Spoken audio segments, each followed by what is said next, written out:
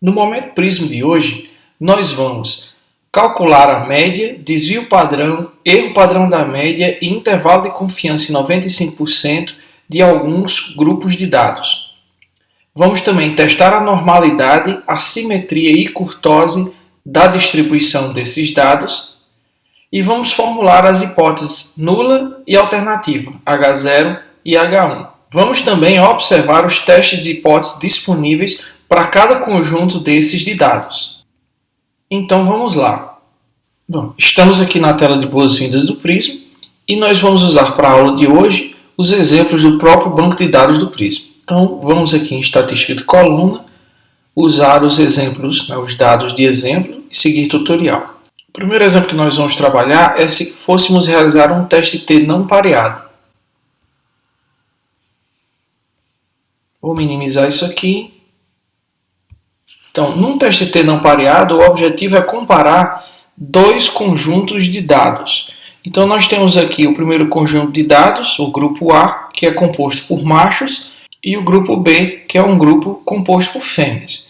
E aqui nós temos os dados para uma variável quantitativa. Então, o primeiro passo aqui é fazer a nossa estatística descritiva. Essa estatística ela começa com o cálculo de medida de tendência central e da variabilidade. Então, como eu disse, vamos calcular a média, o desvio padrão e o erro padrão da média. Bem como também vamos calcular o intervalo de confiança para a média usando o nível de confiança de 95%. Então, aqui temos os resultados da nossa estatística descritiva. Então, a média para o grupo macho foi de 44,2. A média para o grupo fêmea foi de 55. Nós temos um N de 5 para o grupo de machos e um N de 6 para o grupo de fêmeas. O desvio padrão foi 12,68 para machos, 16,43 para fêmeas. O erro padrão da média foi 5,669 para machos e 6,708 para fêmeas. E os limites inferiores e superiores do intervalo de confiança em 95% para machos foram de 28,46 e 59,94. E para fêmeas de 37,76 até 72,24. Então, esse intervalo de confiança, como vimos na aula de hoje, ele determina as regiões de aceitação da hipótese nula ou de rejeição da hipótese nula. Então, para o grupo de machos, a aceitação da hipótese nula vai acontecer quando a média do grupo fêmea estiver entre 28,46 e 59,94. Como podemos ver aqui, a média do grupo fêmea é de 55. Então, essa média se encontra dentro do intervalo de confiança do grupo macho. Logo, provavelmente, ao realizarmos um teste de hipótese, nós teremos que aceitar H0, levando assim à conclusão de que não há diferença entre essas duas médias aqui, de 44,2 e 55, dada essa distribuição e esses valores de intervalo de confiança. O equivalente pode ser observado aqui. Então, a média 44,2, que é do grupo de machos, está dentro do intervalo de confiança para o grupo de fêmeas. Então, entre 37,76 e 72,24. Então, 44,2 está aqui dentro desse intervalo de confiança. Então, como eu disse, provavelmente realizando um teste de hipótese, como o teste T, nós não teremos a detecção de uma diferença significativa entre esses valores médios, sendo essa diferença acreditada meramente à variabilidade dos dados. Para esse conjunto de dados, nós também vamos testar se essa distribuição de dados é normal. Vamos testar também a curtose e a simetria. Como é que fazemos isso? Clicamos aqui em Análise, Normalidade, e aqui nessa caixa de opção nós escolhemos testar se a distribuição é normal ou gaussiana e vamos realizar os principais testes de hipótese que nós temos disponíveis. Aqui nós podemos ver que tanto o teste de Anderson-Darling como o teste de Agostino-Pearson não foi capaz de calcular se aqueles dados são distribuídos normalmente, porque o N é pequeno demais para que esse cálculo seja possível. Entretanto, o teste de Shapiro-Wilk conseguiu detectar que os dois conjuntos de dados são normais. Então, os dois passaram no teste de normalidade. O teste de Kolmogorov-Smirnov, que é um teste de menor poder estatístico, também chegou à mesma conclusão. Então, para todos os propósitos, apesar do nosso N ser pequeno para ambos os grupos, esses dados vieram sim de distribuições normais. Por fim, como é que nós elaboraríamos a hipótese aqui nesse estudo? Seja qual for essa variável em questão, os valores médios para essa variável no grupo macho seja diferente da média do grupo fêmea. Logo, a minha hipótese nula é a negação dessa hipótese. Então, a hipótese nula aqui é que não haja diferença entre os valores médios entre os grupos de machos e fêmeas. E a hipótese alternativa, H1, é que haja diferença entre essas médias. Nesse caso aqui, como nós temos dois conjuntos de dados e o dado passou no teste de normalidade, sendo assim um dado paramétrico, a opção aqui seria a realização de um teste T de student, sendo esse teste T um teste T não pareado. Entretanto, nós não vamos realizar esse teste por enquanto, apenas observar que esse teste é possível de ser feito, tendo em vista que ele exige que a distribuição seja gaussiana, e nós checamos e essa distribuição sim é normal. Vamos a um outro exemplo. Então, dessa vez eu vou pegar os dados de um teste T pareado. Então, aqui estão os dados. Nós temos aqui dois grupos ou dois conjuntos de dados, o conjunto controle e o conjunto tratado, ou o grupo controle e o grupo tratado como queira. Entretanto, como se trata de um teste T pareado, na verdade, esses dois grupos representam os mesmos elementos que foram aleatoriamente sorteados. Então, aqui nós temos as iniciais dos nomes das pessoas que compõem esse grupo. O que acontece é que num teste pareado ou de medidas repetidas, por exemplo, o senhor GS, ele teve a sua variável medida na condição controle e depois de ser tratado, essa variável foi medida mais uma vez. Então, esses dados aqui correspondem a um antes e depois de cada um desses indivíduos aqui.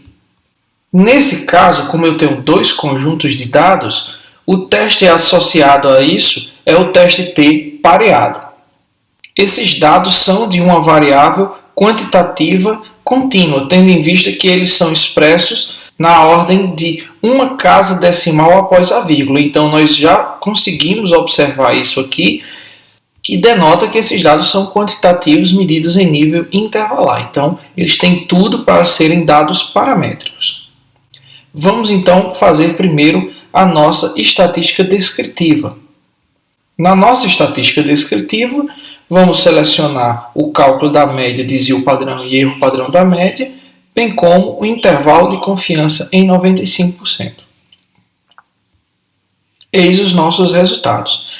Então, o tamanho de nossa amostra foi de 5, então temos 5 elementos. A média do grupo controle foi de 4,56, enquanto que a média do grupo tratado foi 6,020. O desvio padrão do grupo controle foi de 0,7797, enquanto do grupo tratado 0,3768. O erro padrão da média foi de 0,3487 para o grupo controle e para o grupo tratado de 0,1685. Os limites inferiores foram de 3,59 para o grupo controle e inferior de 5,528 para o mesmo grupo. Já para o grupo tratado, os limites inferiores e superiores no intervalo de confiança foram 5,55 e 6,48. Se vocês perceberem, a média de 6,020 está fora do intervalo de confiança do grupo controle. Então, o valor de 6,020 é maior do que 5,528, que é o limite superior. Então, muito provavelmente, se realizarmos um teste de hipótese para confirmarmos se há ou não diferença entre essas médias, nós obteremos um resultado positivo. Então, a hipótese nula aqui é que não haja diferença entre as médias do grupo controle em relação ao grupo tratado. Ou melhor dizendo, que o tratamento não influencia na resposta. A hipótese alternativa, H1, é que haja diferença entre esses valores médios e que sim, o tratamento altera a variável em estudo. Vamos também realizar um teste de normalidade para saber se esses dados aqui são distribuídos normalmente, que é uma condição sine qua non para testes de hipóteses paramétricos. Então, analisar normalidade e mais uma vez vamos fazer todos os testes de hipótese que aqui estão disponíveis. Obviamente, tanto para Anderson, Darling como de Agostino Persson, o N é muito pequeno para que eles calculem essa normalidade, mas tanto o teste de Shapiro-Wilk como o de Kolmogorov e Smirnov detectaram que esses dados vêm de distribuições normais. Então, esses dados passaram no teste de distribuição normal.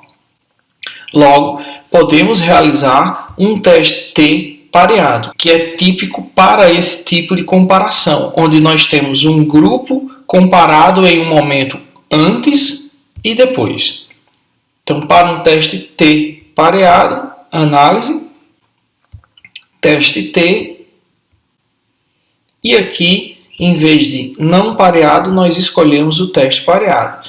E, obviamente, aqui nós informamos ao Prisma que sim, esses dados passaram no teste de normalidade e são, assim, distribuídos normalmente. Então, nós vamos usar o teste paramétrico, que é o teste T pareado. Vamos a um outro exemplo. Dessa vez, nós vamos utilizar dados de uma ANOVA on-way simples. Então aqui nós temos os dados, nós temos aqui 3 grupos, o grupo controle, um grupo tratado e um grupo que foi tratado, mas também recebeu um antagonista. Então aqui nós temos dados desses grupos e nós vamos primeiro fazer a nossa estatística descritiva. Então, aqui em estatística descritiva, nós vamos calcular a média, o desvio padrão ou o padrão da média, e o intervalo de confiança para esses grupos. Então, aqui nós temos um grupo controle com 6 elementos, um grupo tratado com 5 elementos, e um grupo tratado com a adição do antagonista também de 6 elementos. As médias foram de 44,67 para o grupo controle. O grupo tratado teve uma média para essa variável de 83 e o grupo tratado mais antagonista 48,17. Aqui nós temos os desvios padrões, né? 11,4, 12,98 e 5,5 para cada um dos grupos, erros em 4,6, 5,8 e 2,2, e aqui nós temos os intervalos de confiança. Então, os intervalos de confiança inferiores e superiores para o grupo controle foram de 32,71 e 56,56. Então, qualquer média, tanto do grupo tratado como do grupo tratado mais antagonista, que estiver dentro desse intervalo aqui, nós devemos aceitar H0, a hipótese de não haver diferença entre as médias. Se essas médias aqui estiverem fora desse intervalo, estarão na região crítica, isso é, na região de rejeição de H0. Então, ao realizar um teste de hipótese, provavelmente haverá diferença entre esses valores. É o caso aqui, por exemplo, de 83. 83 como média do grupo tratado está fora desse intervalo de confiança. Também está fora desse intervalo de confiança.